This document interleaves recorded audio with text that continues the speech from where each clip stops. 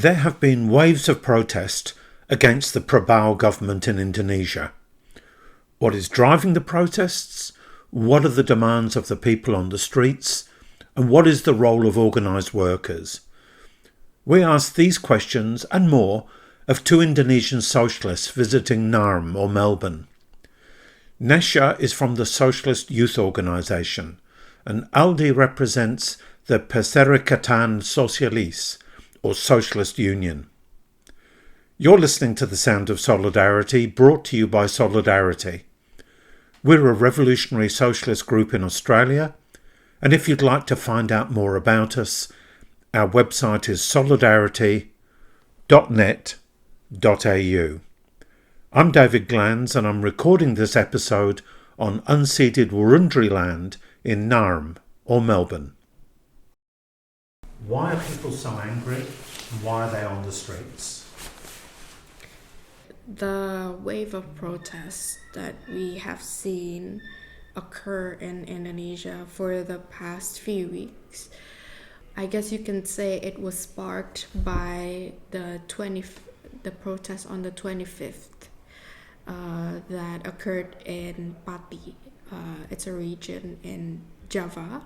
They protested against the increase in tax, a very high increase in tax.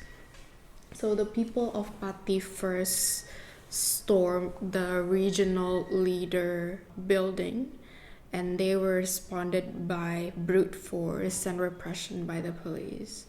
So after the protest in Pati, the resistance spread into other regions. Besides Pati, people in other regions such as Bone, they also turn up in the streets for the same reason and with the same demands.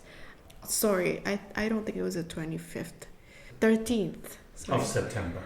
No, 13th of August. It started the protest.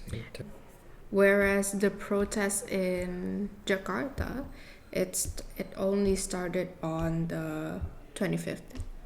There were other trivial reasons why the people were so angry. The more formal reasons would be increase in tax, and there's also an increase in the plans to increase the salary of lawmakers, people in parliament, which was already high, their salaries. And they came up with a very irrational reason to increase the salaries. To put it into context, the minimum wage in Jakarta is 5.3 million rupiah, whereas the housing allowance for the legislative members is 50 million. The housing allowance alone, 50 million rupiah. Yeah, that is one of the main reasons why the people were so angry. And whereas the more trivial reasons would be legislative members showing off their opulence, how they're living in luxury on social media. There was also a legislative member who made very rude comments about the people, saying the people are very stupid for wanting to abolish the parliament. There's also a viral video where legislative members inside the parliament building, instead of, doing their jobs, they were dancing. They were having fun dancing to music. And the police killed somebody, I believe. Yeah, but that was after the wave of protests started. There were a couple of demands formulated by different groups of people. At first, it was the union members, not the progressive union, but we call them the Yellow Union, that was formed under Suharto regime. They still exist until now. At first, it was them and high schoolers, middle schoolers, and university students that went to protest. But after the police ran over Afan Kurniawan, which was an online delivery driver. Very big amount, a huge amount of fellow delivery drivers also turned up in the streets to protest against police brutality, to stand in solidarity with Afan Kurniawan. Since the protest has started, just more people has been injured and killed. The latest update, at least as far as I know, 11 people has been killed and 8 still missing. Before I ask you some more about the protests and their demands, can we take one step back? Because I believe that the big increase in tax from the regional governments is because the Prabowo central government is imposing austerity measures. Can you fill us in a little bit more on that, please? So after Prabowo won the presidential election, he kick-started his main programs, which include the free school meal program, and then Antara, which is a sovereign wealth fund, and he tried to replicate the Jokowi era. Trying to consolidate all the party. Yeah, he tried to consolidate all the party and build a coalition to support his programs because it needs such a huge amount of funding. So basically, we can say there is no opposition in the Indonesian government right now, in the parliament right now, because all the parties, besides one party, which is the PDIP party, they joined the pro-Prabowo coalition. And to maintain it, they need a huge of money, because they need money to running their business. So there are a lot of program of Prabowo were giving to, giving the cake to the parties on their coalitions. Yeah. So effectively he's bribing the other parties to support him. Yeah. And then the poor people are being told to pay more tax. Yes. Yeah. So what are the demands on the demonstrations? What do people want to see? Prabowo has already backed away on the housing allowance. I believe he's agreed not to give that housing allowance to members of parliament. But what are the other demands that people are raising? Stop the police brutality. That is, I think, the most popular demand after the death of Afan Kurniawan, and throughout the continuous protests, the police and the military, they haven't backed down. They've only strengthened the repression. So the people are calling for stop in police brutality and militarism, and for the military to go back to the barracks. And also there's, of course, a matter of the cut in budgets for the parliament members and the ministry.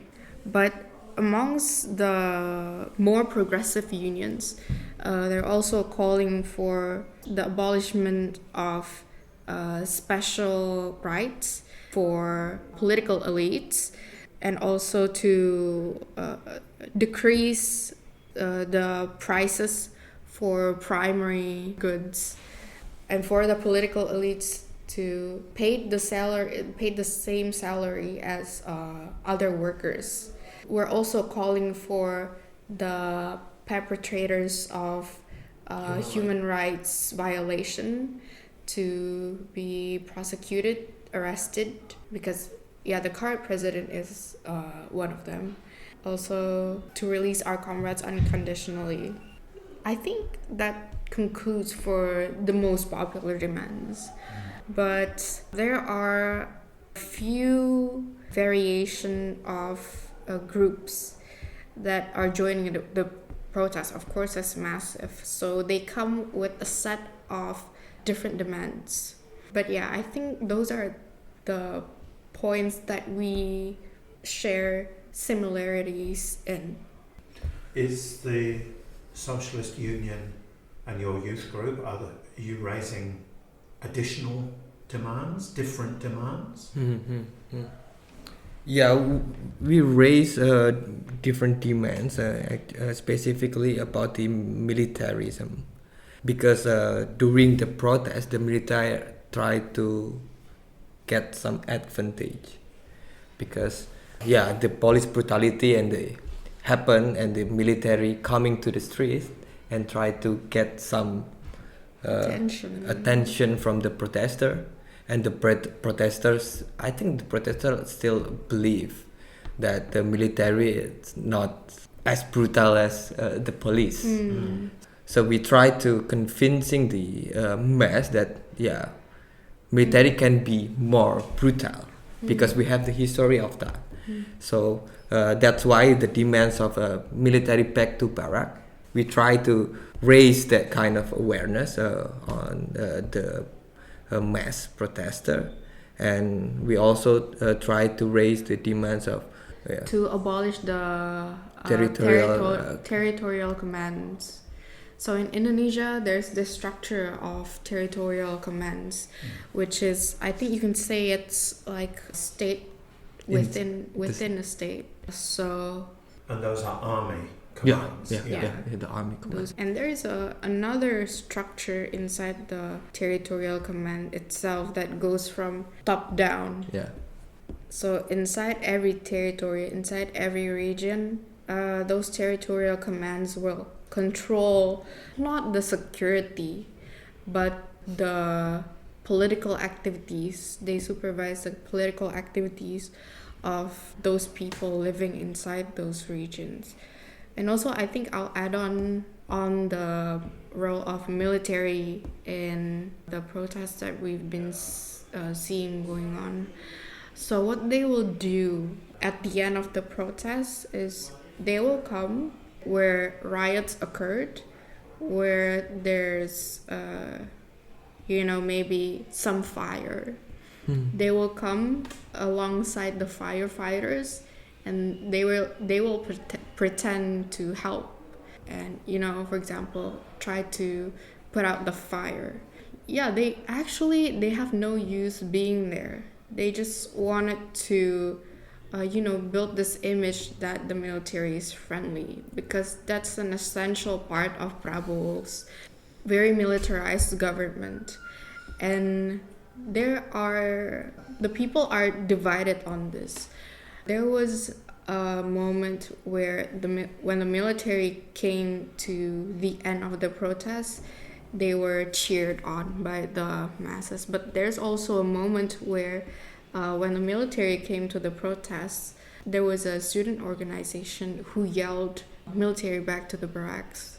It is an issue where people are polarized on, but I think there's still a fairly big amount of people in Indonesia that trusts the military, that the military is better than the police, less brutal than the police.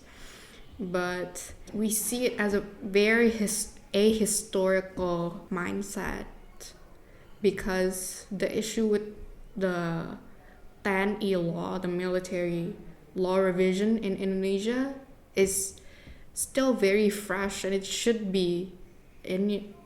still be in the forefront of our minds. So when they got more positive attention from the protester, after that, in 30th August, Prabowo and the Ministry of Defense having the press conference, they say that the military take the responsibility of the state security, which is almost martial law happen in Indonesia. Practically martial law. Practically de facto today is martial law, because after that the military tried to securing the police office, try securing the lawmaker office, including the regions of lawmaker office, and They are patrolling They're all the over the city. city. Yeah, all night. So every night the military patrolling with the police. Can I ask you about Prabowo? As you say, he's guilty of human rights abuses, particularly in West Papua. But when he stood for election, it was all TikTok and dancing, and he was just everybody's grandfather. What do people think about him now? Do they see him more as a brutal military man or more as a TikTok dancer? Yeah. Before that, I think you might want to elaborate more on why it's so important, the abolition of territorial commands, why it's a very important demand in context of Indonesia. Yeah. Abolish of the territorial demand is really important in Indonesia because, they can go really fast when the protests happen. It's like their structure is start from the village and small district and regions. So it's like a shadow government. Yeah, like a shadow government. If you see the photos of the civilian government, they have a photo with the generals of military. So it's like, it's like a state inside the state. The government also actually rely on the territorial commands to spread propaganda about Prabowo. They're also utilized to help create this image about Prabowo, because Prabowo himself comes from a military background. Now I think more and more people are starting to acknowledge his very brutal and corrupt track record ever since they themselves got the first-hand experience of living under his leadership and government.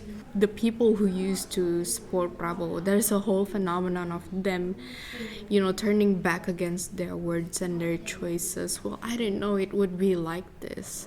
But there's also some people who go, why are you blaming Prabowo? These are the faults of the military. These are the faults of the police institutions and the lawmakers. And I think this can be explained by how a lot of Indonesians are they can be very obsessive towards individuals, including also when it comes to politics. I guess you can say that the support that we see has been accumulated by Prabowo can be identified with cult of personality. Because it's not rare that you see people become very obsessive about Prabowo's family and his life story. They see his military background as an indication that he has a very high discipline, a very disciplined man. He also has this romantic story with Suharto's daughter. So a lot of his supporters are very obsessed with bringing them together again because they were separated and such and such. So there's a lot of obsession around Prabowo's, I guess you can say, private life. But it's also not rare to see Prabowo's own ex-supporters changing their opinions. But there are, I guess, various extents to how far they has changed their opinions. You mentioned earlier on that the yellow unions had mobilized for the protests. Why would a yellow union mobilize? And have the more militant unions also encouraged their members to join? Is there a working class element to the protests? Okay, the Yellow Union itself, led by the Labour Party in Indonesia, It's a legal party. a legal party who joined the election. Majority of them. So there are several labor union inside the Labour Party, right? And there are small groups of progressive inside the Labour Party, but don't have power to criticizing the elites of the Labour Party.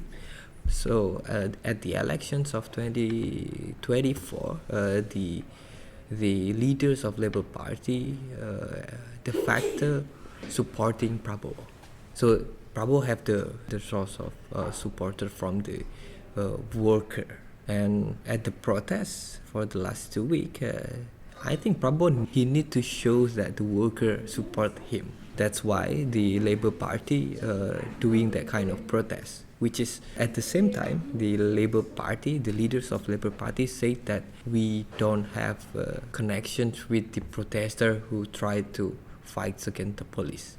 So it's the peace protest. He called peace protest, and says that it's a bad thing if we have the protest and then fight against the police and the military. The government has been overusing the term anarchists and anarchism to describe the protest that is going on. That's the word that has been thrown around a lot by the government and people who are pro-government and against violence. And the Labour Party, they describe the protests with the same terms, the same language, anarchism and anarchists. And when they hold their own protests, when they announce their own protests, the leader of the Labour Party, he made a very clear difference between their protests and the anarchists' protests. When they hold their protests, they deliberately held it before the bigger masses hold their protests. So it's a very clear demarcation that was done deliberately by the Labour Party in order to set themselves apart from the anarchists and maintain this image of the Yellow Labour Party as the peaceful group of people. They describe themselves as exclusively labor, as in like there's no anarchist elements inside of their coalition. Are there any more militant unions which are outside of the control of the Labour Party? Yeah. There are 5 labor union who have the united front. The alliance was so called Gebrak, Gerakan Buruh Bersama Rakyat. In English, the workers' movement with the people. There are 5 unions, students' organization, progressive students' organizations, also pensions union inside that, and also the democratic NGO who try to build the alliance and having a protest in the 4th of September. I think it's more people got mobilized if we compare with the Labour Party who did the protest, because that is still small. Even though they are the party, they mobilize small workers in that protest. But when the issue with the military law revision first emerged, and there was a protest against that also. Yeah, maybe you can tell how that went for the Yellow Union and the Red Union. So in March this year, there are issue that the lawmaker tried to revise the military law. Order from the president itself try to revise the military law, which is giving more space for military to do the civilian works. And there are new 4 ministerial office that they can involve. So the progressive labor union try to respond it with the protest, and also of course the military responded with the repressive things, and also hand in hand with the police. But the Labour Party tried to having a protest, a peace protest, and giving a comment to the protester who more militant by the Gebrak Alliance and also the student that of course the police can doing the repressive action to the protester because the protester try to fight against the state. So that's the statement from Said Iqbal, the president of Labour Party. After the police arrest hundreds of protesters in Indonesia in April this year. Also, the Labour Party held a protest wherein Prabowo himself got involved, and they sang the International together in the Can national. you say that again? Prabowo sang the Internationale He did. alongside the Labour Labour Party Party unions. in the National Monument, and there were around like 1 million people inside the protests. Where And do people believe that that's really what he thinks? I don't think so. I really don't think so. I think the people that are involved in the Labour Party coalition themselves do not believe that that's what he stands for, what Prabowo stands for, of course. But yeah, they've always been very contradictory.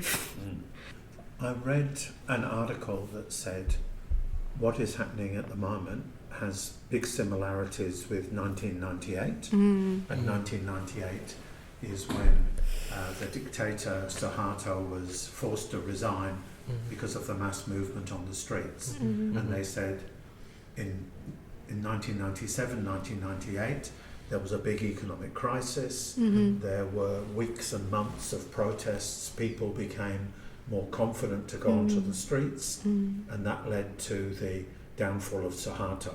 Not of the whole system, but of Suharto. Yeah. Do you think that is realistically what we are looking at today? Could Prabowo be overthrown by this movement, or is that more than is possible at the moment? So interestingly, resignment of Prabowo or take down Prabowo is not amongst the most popular demands right now. Because I think there is an analysis that if Prabowo has been taken down, then the vice president will take power, which is the son of Jokowi. They don't see him as a reliable sort of, alternative, of course. So that's not amongst one of the popular demands. And regarding the comparison between what happened in 98 and now, so there's two things. There's the success in 98. I mean, the highlight on the success on what happened during the 98, which is the toppling down of Suharto, of course. And there's also the riots that caused a lot of life and rape of Chinese women. Majority of them are Chinese women.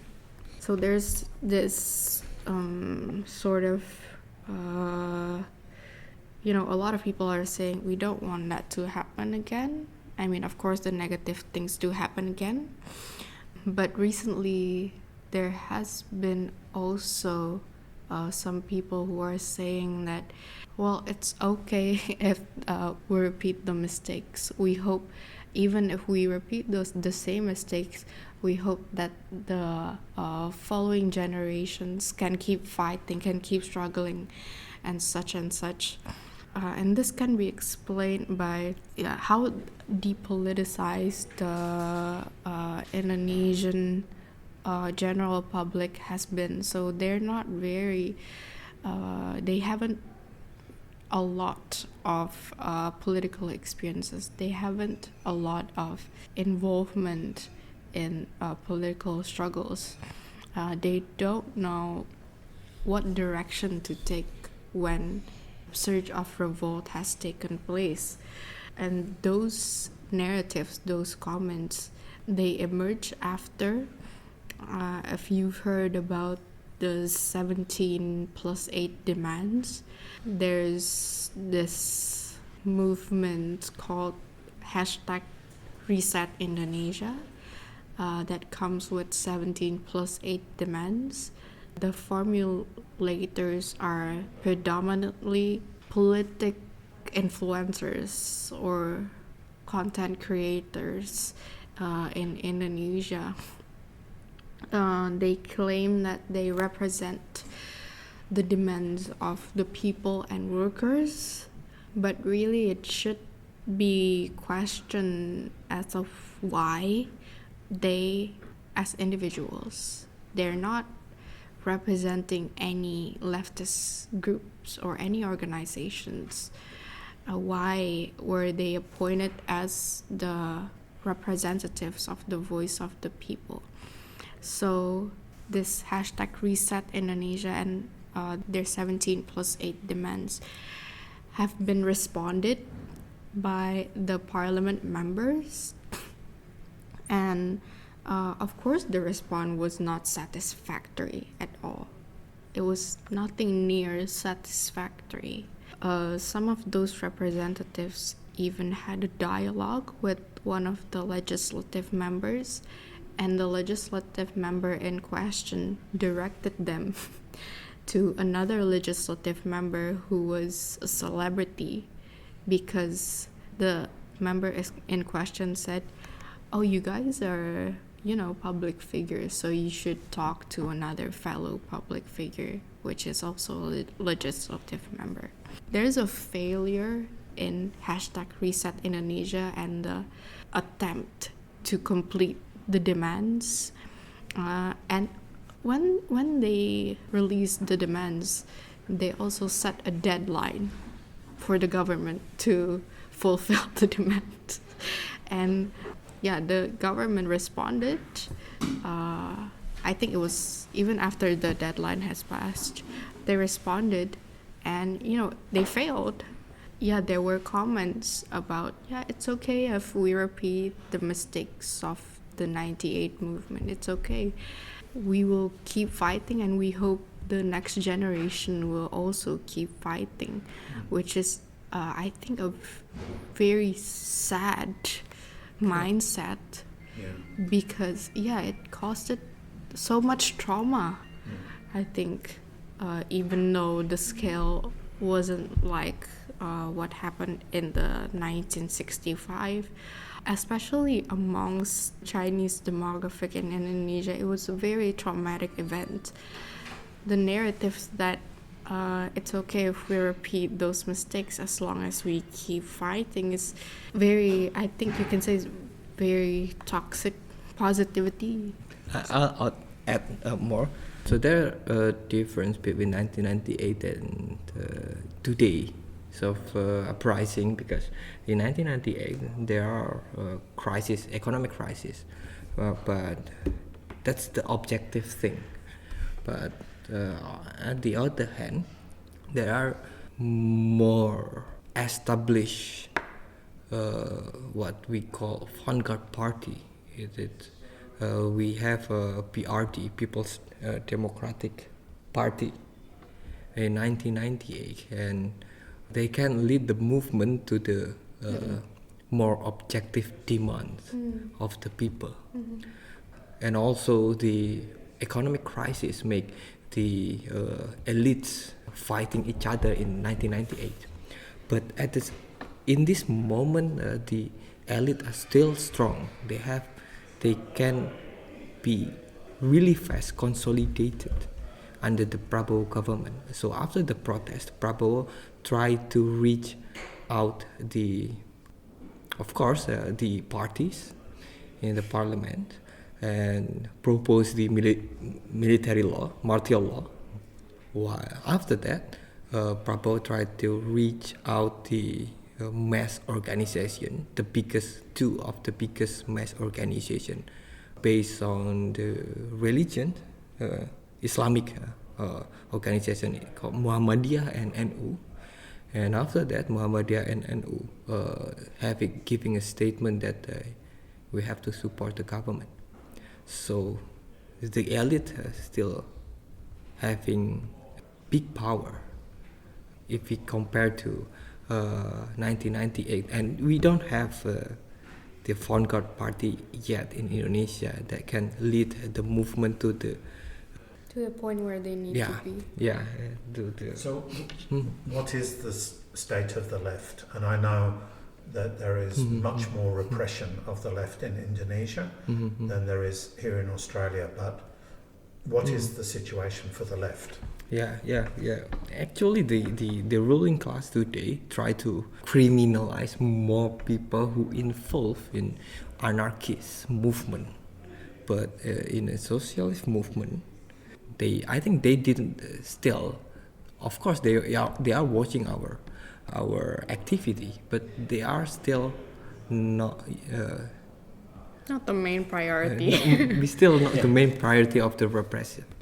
So so what we do today try to mobilize more demonstrations that can, because we see that the movement today is in declining.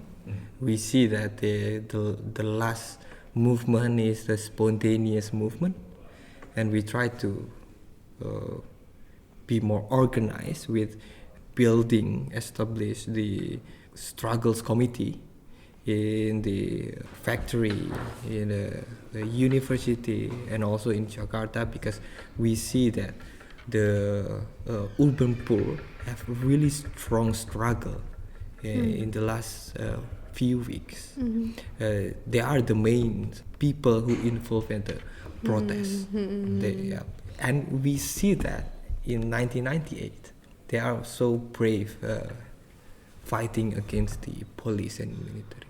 Before I ask my last question, can we just go maybe a bit sideways? And can I ask you about your view and the view on the left about the struggle for independence in West Papua? It's a subject many of us are very concerned about here in Australia. The Australian government, under both the Labor Party and the Conservative Coalition, say they agree with Jakarta. Indonesia is one country, but many of us support the right of people in West Papua to self-determination.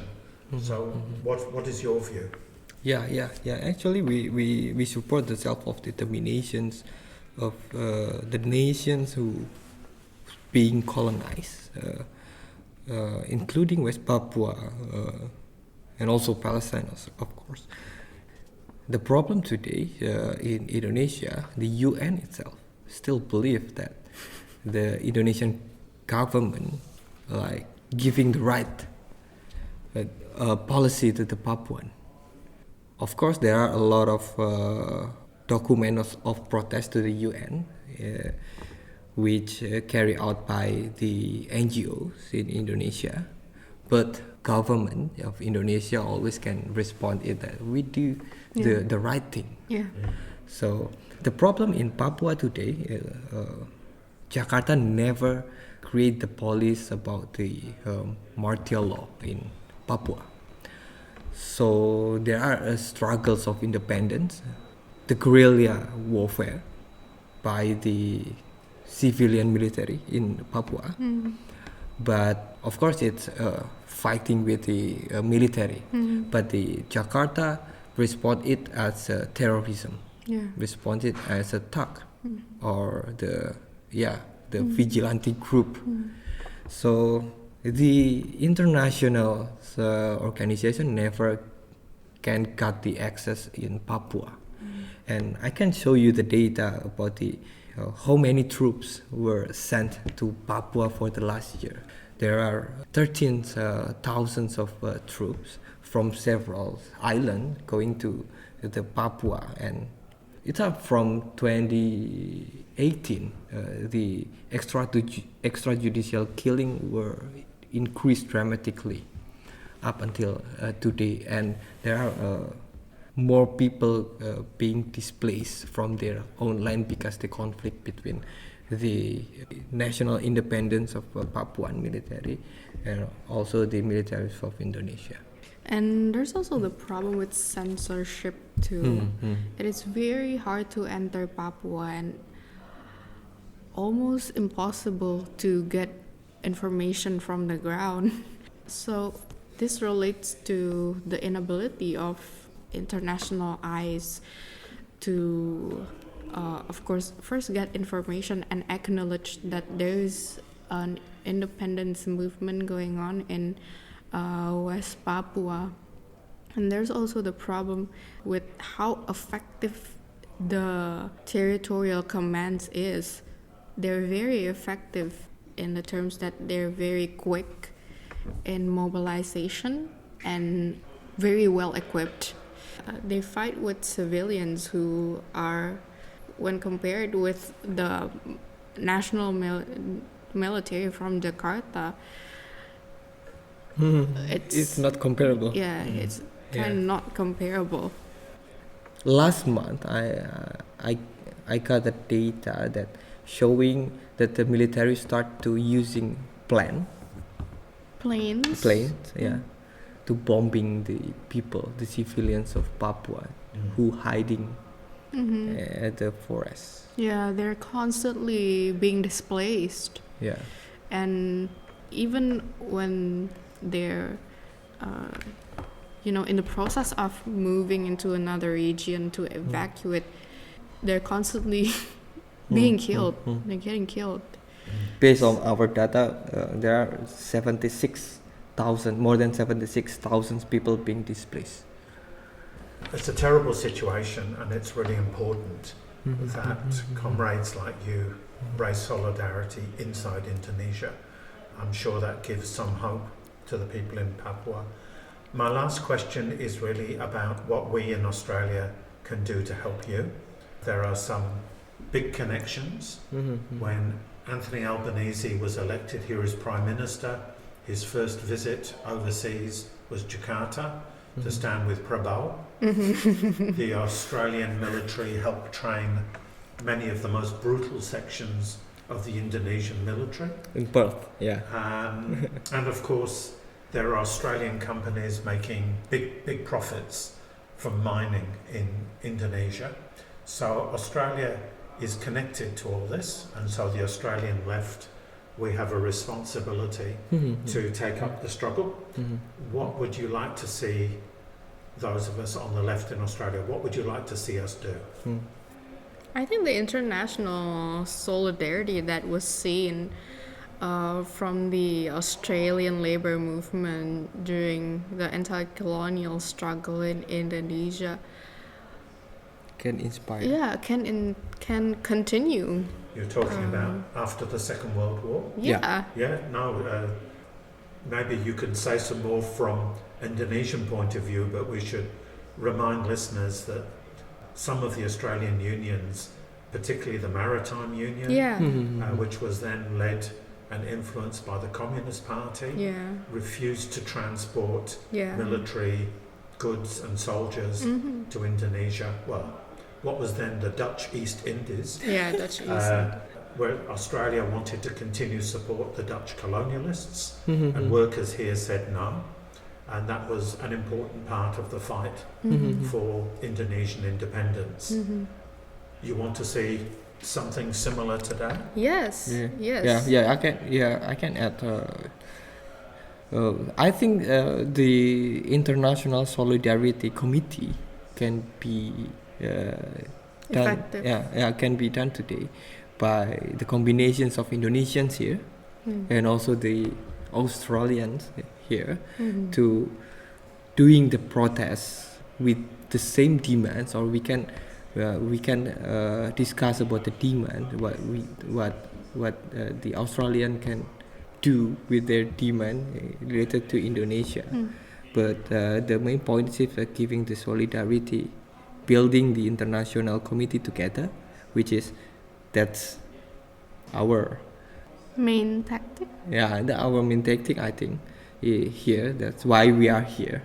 So we try to reach out the left organizations and also the diaspora Indonesia here, so they can connect Yeah. and build the international solidarity together. Yeah, especially with how much bigger just the leftist movement is here compared to Indonesia. There's also that, and the amount of Indonesian diaspora here. So there's two main potential that we see, especially in the context of Australia.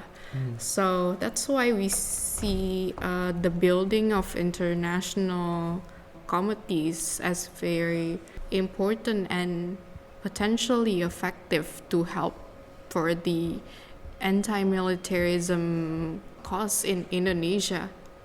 All right, well, hopefully our conversation might inspire some of the listeners to get involved in that solidarity work. Thank you both, comrades, for your time. Thank you Thank so you, much. Dave. Thank you.